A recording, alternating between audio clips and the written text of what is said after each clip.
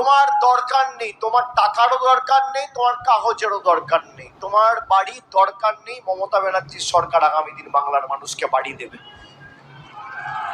এবং আপনারা শপথ নিন যে আগামী দিন, আগামী 1 মাসের মধ্যে 20 জনকে আপনাদের বোঝানোর দায়িত্ব দিয়ে গেলাম। এই দায়িত্ব নেবেন তো?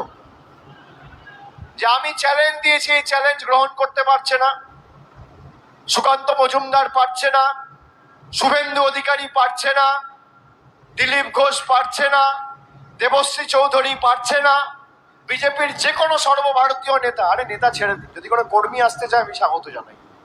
কোথায় আসবেন বলুন? আপনি তথ্য রিপোর্ট কার্ড নিয়ে আসুন। 5 বছর আগে তো ভোট চেয়েছিলেন মোদিজির নামে।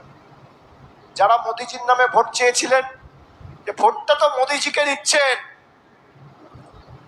মোদিজিকে যারা ভোট দিয়েছেন, কাগজ খুললে মোদিজি আর টিভি খুললে মোদিজি। আপনার বাড়ির টাকা নেই, রাস্তার টাকা নেই, জলের টাকা নেই। সেই কারণে এবার আপনাদের খালি এতটুকু অনুরোধ করতে এসেছি, যাকে ইচ্ছা ভোট দিন, নিজের অধিকারকে সামনে রেখে দিন।